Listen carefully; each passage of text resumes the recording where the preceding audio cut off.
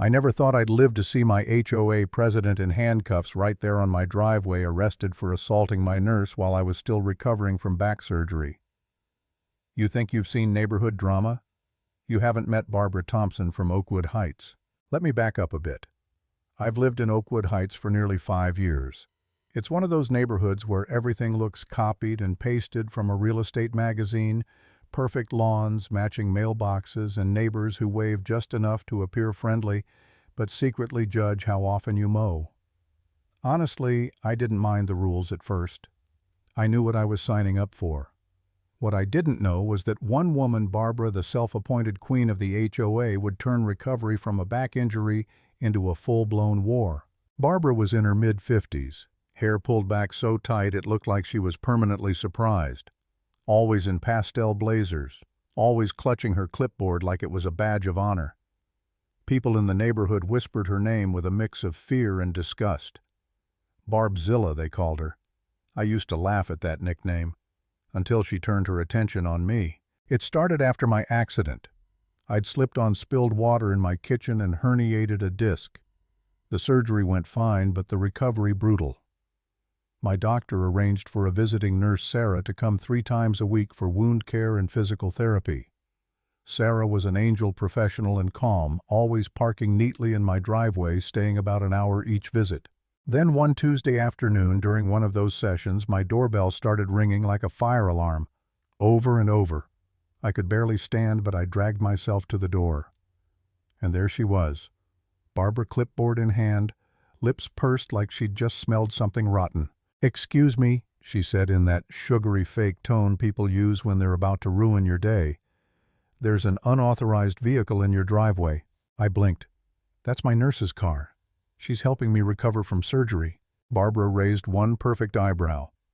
According to HOA Regulation 7.4.2, no commercial vehicles may be parked in residential driveways during daylight hours. I tried to stay calm. "Barbara, it's not a commercial vehicle, it's her personal car. She's a medical professional." She pointed to the small logo on the door. "That's a company logo. That makes it commercial.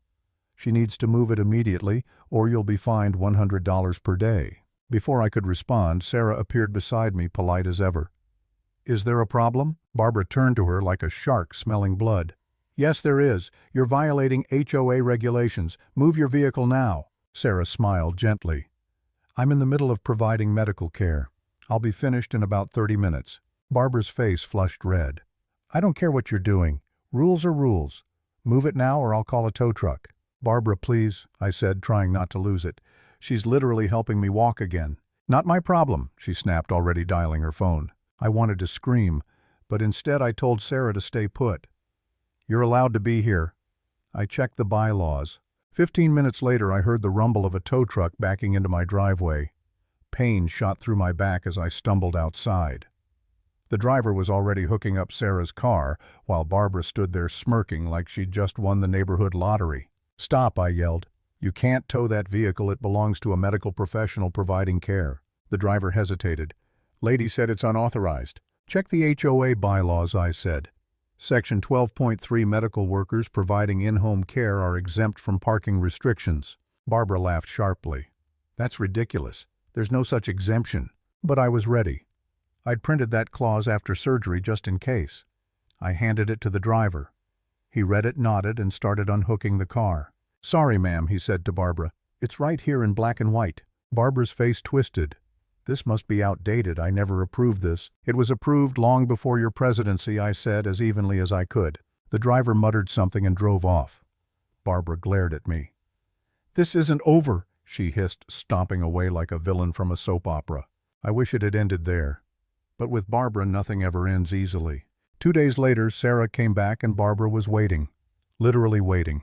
She'd set up a lawn chair across the street with her clipboard and a thermos of coffee like she was watching a live show. The second Sarah's car rolled into my driveway, Barbara shot up and stormed over. "I reviewed the bylaws again," she announced. "While healthcare workers are exempt from the commercial vehicle rule, they are not exempt from the 45-minute visitor limit. Your sessions last an hour. That's a violation." I just stared at her. "Barbara, are you serious?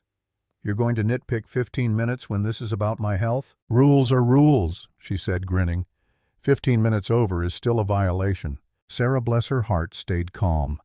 Mrs. Thompson, cutting my patient's therapy short, could delay his recovery. Barbara shrugged. Not my problem. Either finish in 45 minutes or the car gets towed. I could feel my blood pressure rising.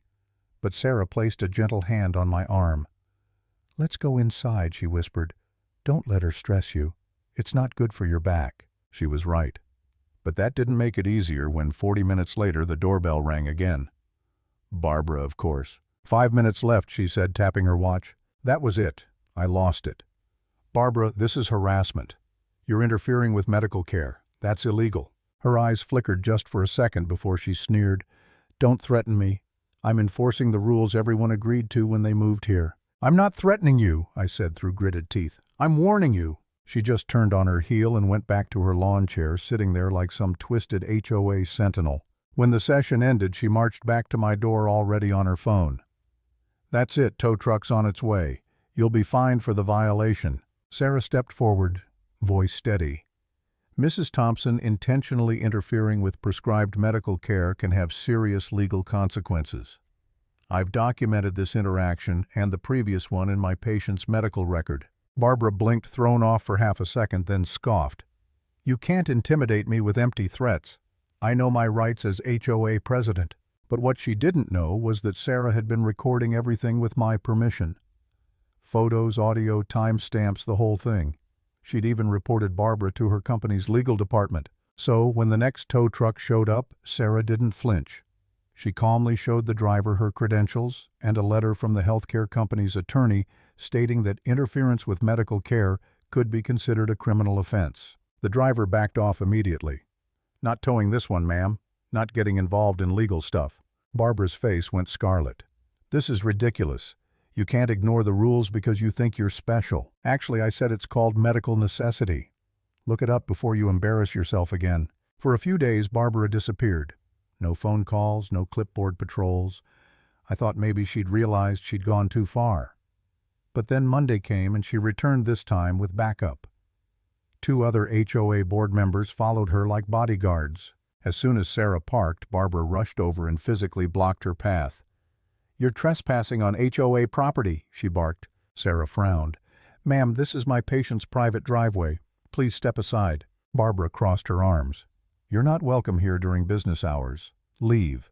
When Sarah tried to move past, Barbara shoved her. Hard. I said leave. I saw it all through my window. My heart dropped. Without thinking, I grabbed my phone and dialed 911. Yes, I told the dispatcher, voice shaking. The HOA president just assaulted my nurse and is preventing her from entering my home. Meanwhile, Sarah, ever the professional, backed up and started recording again.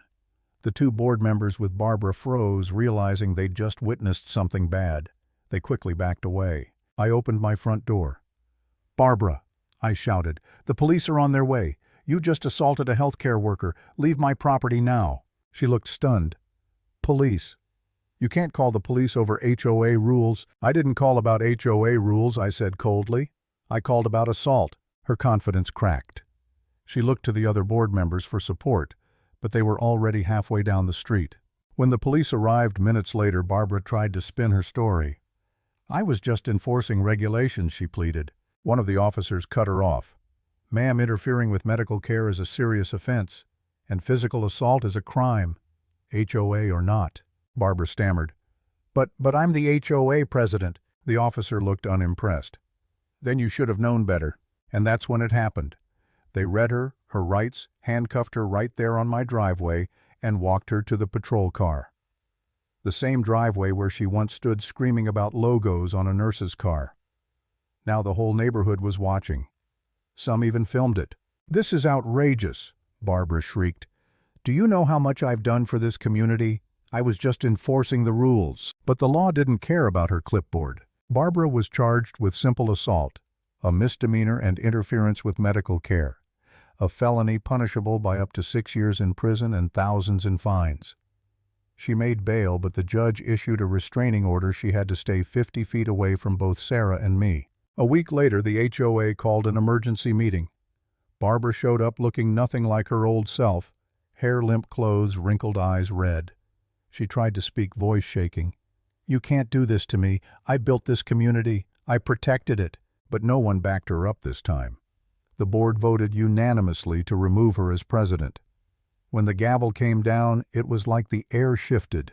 For the first time in years, Oakwood Heights felt quiet, peaceful. As Barbara left the room, shoulders slumped, clipboard gone, I realized something. Power means nothing when you use it to hurt others. And if there's one thing this whole nightmare taught me, it's that even in the most perfect neighborhood, some people forget that rules exist to protect people, not destroy them.